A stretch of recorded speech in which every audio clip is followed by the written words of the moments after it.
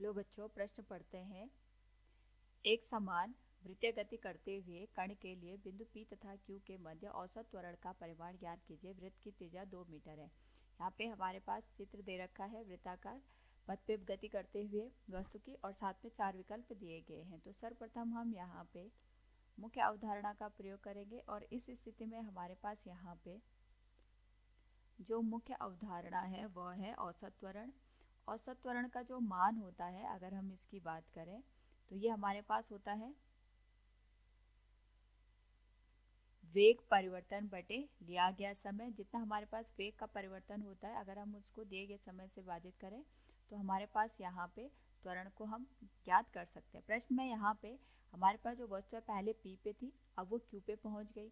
इस स्थिति में हम ये देखेंगे कि हमारे पास वेग का परिवर्तन कितना है। यहाँ पे हम चाल को देखें तो चाल समान है, यानी वेग का जो परिमाण है वो दोनों ही स्थिति में यहाँ पे समान है। लेकिन यहाँ पे हमारे पास जो दिशा दे रखी है वो परिवर्तित हो रही है, जिस वजह से हमारे पास जो वेग का परिवर्तन होगा उसको हम यहाँ पे ज्ञात कर सकते हैं। इसके लिए हम यहाँ पे डायरेक्ट सूत्र भी प्रयोग कर सकते हैं, 2v साइन थीटा बटे 2, या फिर हम इसको यहाँ पे इस तरीके से प्रदर्शित करें। P पे इसकी जो दिशा है गति की वो ऊपर की ओर है, यानी अगर मैं यहाँ पे देखूँ तो हमारे पास जो वेग का परिवर्तन होगा इस स्थिति में उसको इस तरीके से लिखा जा सकता है। वेग का परिवर्तन डेल v बराबर P पे वेग आएगा ऋण Q पे वेग आएगा। ये हमारे पास अंतिम वेग और प्रारंभिक वेग का जो अंतर है उसको हम प्रदर्शित कर सकते हैं। यहाँ पे जो P पे हमारे पास वेग है उसकी दिशा ऊपर की ओर है, यानी आ जाएगा v जे कैप के बराबर, जिसको हम लिख सकते हैं 4 जे कैप मीटर प्रति सेकेंड। Q पे हम अगर इसको प्रदर्शित करें तो हमारे पास इसके दो अवयव बनेंगे, एक क्षैतिज दिशा में, दूसरा ऊर्ध्वाधर दिशा में। क्षैतिज दिशा में अगर हम देखें ये 60 डिग्री है, तो ये भी हमारे पास यहाँ पे 60 डिग्री के बराबर आ जाएगा। इसका जो वेग होगा यहाँ पे उसको हम वी क्यू से प्रदर्शित करते हैं। तो इस दिशा में जो वेग आएगा ये आएगा हमारे पास वी क्यू साइन 60 के बराबर, और ये जो हमारे पास आएगा ये आएगा वी क्यू कॉस 60 डिग्री के बराबर। यानी अगर मैं इसको वीपी से प्रदर्शित करूं तो ये जो दूसरा वेग आएगा वो हमारे पास यहाँ पे वी क्यू के बराबर आ जाएगा, जिसको हम लिख सकते हैं minus V Q sine 60 degree I cap के साथ। माइनस साइन हमने इसलिए यूज किया क्योंकि हमारे पास यहाँ पे ऋणात्मक एक्स अक्ष की ओर ये यहाँ पे प्रदर्शित हो रहा है। साथ में हमारे पास आएगा वी क्यू कॉस 60 डिग्री, और इसको हम लिखेंगे जे कैप। अब इस स्थिति में हमें वीपी और वी क्यू का जो अंतर है उसको निकालना है। तो जो हमारे पास अंतर आएगा डेल वी का, हम इसको इस तरीके से लिख सकते हैं। वीपी का जो मान है ये हमारे पास 4 जे कैप के बराबर है ऋण वी क्यू का जो मान आएगा इसको हम यहाँ पे इस तरीके से प्रदर्शित कर सकते हैं। वी क्यू का जो परिमाण है वो 4 के बराबर ही दे रखा है, ये आ जाएगा ऋण 4 साइन 60 का जो मान होगा ये हमारे पास यहाँ पे 1 बटे वर्गमूल 3 बटे 2 के बराबर आएगा। साथ में हम आई कैप का प्रयोग करेंगे, प्लस ये आ जाएगा 4 गुणा कॉस 60 का मान हमारे पास यहाँ पे 1 बटे 2 के बराबर आ जाएगा। हम इसको यहाँ पे जे कैप के साथ प्रदर्शित करेंगे। अब इस स्थिति में वेग परिवर्तन का जो मान होगा ये होगा 4 जे कैप माइनस माइनस का हमारे पास यहाँ पे प्लस हो जाएगा, ये आ जाएगा 2 वर्गमूल 3 आई कैप, और ये आ जाएगा 2 दूनी 4 ऋण 2 जे कैप के बराबर। यहाँ पे हमारे पास जो मान आएगा इसको हम प्लस साइन के साथ यूज करेंगे। तो जो वेग का परिवर्तन है ये आ जाएगा 6 जे कैप प्लस 2 गुणा वर्गमूल 3 आई कैप। ये तो हमने यहाँ पे वेग निकाल दिया। अब हम इसका वेग परिवर्तन का परिमाण निकालेंगे।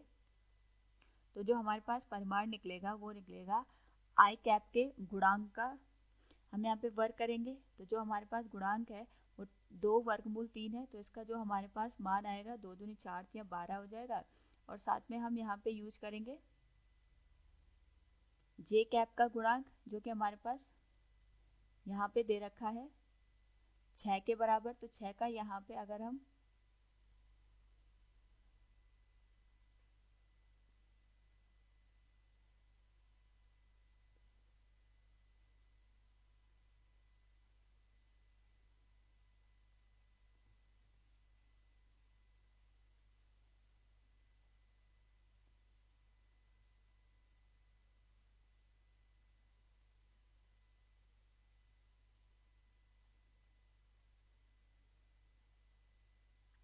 तो ये हो जाएगा हमारे पास ऋण 2 जे कैप के बराबर। यहाँ से हम वेग परिवर्तन निकाल सकते हैं, ये आ जाएगा 2 जे कैप प्लस 2 गुणा वर्गमूल 3 आई कैप के बराबर। अब इस स्थिति में अगर हम यहाँ पे वेग परिवर्तन का परिमाण निकालते हैं तो ये बन जाएगा आई कैप का गुणांक हमारे पास 2 है तो इसका वर्ग 4 हो जाएगा, 2 वर्गमूल 3 है, इसका हम यहाँ पे वर्ग करेंगे तो ये आ जाएगा 2 दूनी 4 तिया 12 के बराबर। दोनों को जोड़ दे तो वर्गमूल 16 हो जाएगा, जिसको हम लिखेंगे 4 मीटर प्रति सेकंड। अब हम यहाँ पे एवरेज जो हमारे पास त्वरण का मान है उसको ज्ञात करें तो वर्ग जो वेग परिवर्तन है बटे समय के बराबर आ जाएगा। इसमें पता है कि हमारे पास जो वेग होता है ये होता है कुल विस्थापन। हम यहाँ पे विस्थापन को समय से विभाजित करेंगे। इस स्थिति में अगर हम विस्थापन d का मान यहाँ पे ज्ञात करें तो हमारे पास यहाँ पे हम रेखीय विस्थापन की बात करें। कोणीय विस्थापन 60 डिग्री दे रखा है, जैसे ये हमारे पास यहाँ पे कोण दे रखा है 60 डिग्री और ये हमारे पास यहाँ पे विस्थापन है d जिसको हमने दर्शा रखा है। तो कोण बराबर होता है हमारे पास यहाँ पे चाप यहाँ पे d के बराबर है बटे त्रिज्या r के बराबर। तो जो d का मान है वो निकलेगा r गुणा कोण यहाँ पे 60 डिग्री है जिसको हम पाई बटे 3 से प्रदर्शित कर सकते हैं और समय हमें यहाँ पे ज्ञात करना है। तो समय का मान आ जाएगा हमारे पास त्रिज्या 2 मीटर के बराबर है, 2 गुणा पाई बटे 3 और जो हमारे पास वेग परिवर्तन है वो 4 के बराबर है।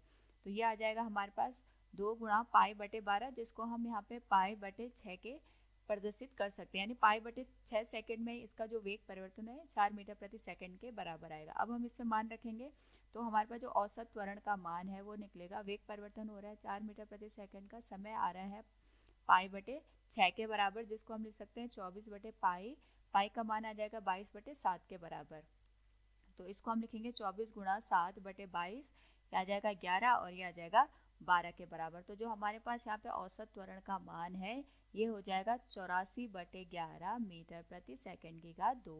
तो दिए गए विकल्पों में से हमारे पास यहाँ पे 84 बटे 11 मीटर प्रति सेकंड की घात 2 विकल्प सत्य हो जाएगा। उम्मीद है आपको समझ में आया होगा। धन्यवाद।